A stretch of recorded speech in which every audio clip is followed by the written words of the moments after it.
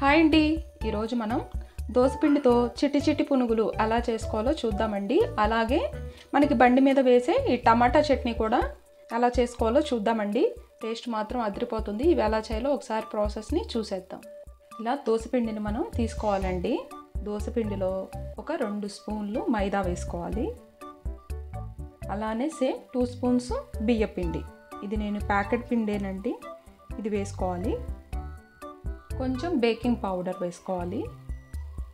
Baking powder లేకపోతే baking soda అయినా వేసుకోవచ్చండి. కొంచెం జీలకర్ర, రుచికి సరిపడా ఉప్పు వేసుకోవాలి. ఇందులో ఇంకా ఉల్లిపాయలు కానీ ఏం వేయట్లేదండి, మనకి బయట బండి మీద ఇలానే దొరుకుతాయి. సో ఈ మొత్తాన్ని మనం ఒకసారి మిక్స్ చేసేసుకోవాలి. ఇలా పిండి మొత్తం దోసపిండిలో కలిసేలాగా మొత్తం కలిపేసుకున్నానండి. ఇందులో మీరు ఆనియన్స్ ఇష్టపడితే ఆనియన్స్ కూడా వేసుకోవచ్చు. దీన్ని ఒక 5 మినిట్స్ మనం నానబెట్టేసుకోవాలి. ఇది నానేలోపు మనం ఇందులోకి చట్నీ ప్రిపేర్ చేసేసుకుందాము. స్టవ్ మీద ఇలా ఒక గిన్నె పెట్టుకోవాలండి. ఇందులో కట్ చేసి పెట్టుకున్న టమాటా ముక్కలు వేసుకోవాలి. ఈ టమాటా ముక్కలకి మనం ఎంత కారం తింటామో అంత తగ్గట్టు మనము మిర్చి వేసుకోవాలి. గ్లాస్ వాటర్ వేసుకోవాలి. ఇందులో టమాటా మిర్చి బాగా సాఫ్ట్గా అయ్యే వరకు మనం ఉడకబెట్టేసుకోవాలి. టమోటా మిర్చి మగ్గిపోయిందండి. ఇప్పుడు ఇందులో ఒక చిన్న బెల్లం ముక్క వేసుకోవాలి.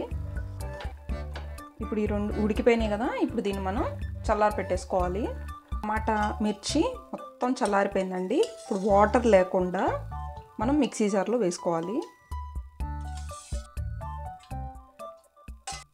ఇప్పుడు ఇందులో వెల్లిపాయలు వేసుకోవాలి. కొంచెం జీలకర్ర, ఉప్పు,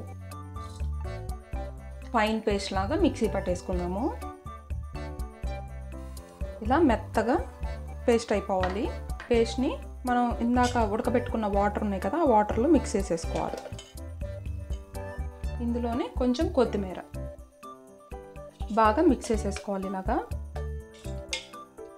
ఇట్లా చట్నీ ప్రిపేర్ చేసేసుకోవాలి. చట్నీ రెడీ అయిపోయింది కదా, ఇప్పుడు మనం పునుగులు వేసేసుకుందాము. ఆయిల్ పోసి పెట్టేసుకున్నాను. ఆయిల్ బాగా హీట్ అయిందండి. ఇప్పుడు మనం పునుగులు వేసేసుకుందాం.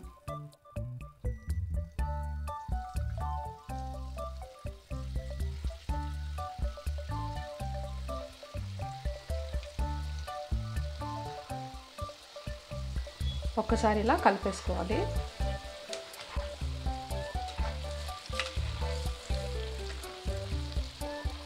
పునుగులు మొత్తం ఇలా పైకి తేలుతున్నాయి కదా, గోల్డెన్ కలర్ వచ్చేసింది కదండి. ఇప్పుడు ఇవి వేగిపోయినాయి, మనం తీసేద్దాము.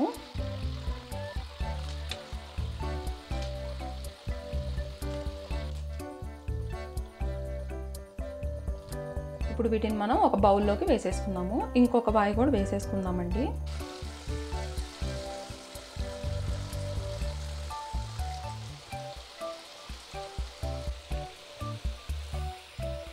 ఈ వాయి కూడా వేగిపోయిందండి, ఇవి కూడా తీసేద్దాము.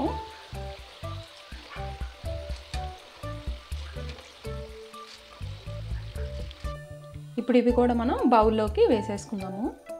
చూసారు కండి, ఫైనల్గా మనం చేసిన దోసపిండితో చేసిన చిట్టి చిట్టి పునుగులు, అలానే టమాటా చట్నీ చాలా సింపుల్గా ఎలా చేసుకోవాలో చూసేసాం కదా. మీరు కూడా తప్పకుండా ట్రై చేసి చూడండి. టేస్ట్ మాత్రం చాలా బాగుంటాయి. ప్లీజ్ లైక్ చేయండి, షేర్ చేయండి, సబ్స్క్రైబ్ చేసుకోండి. Thank you for watching.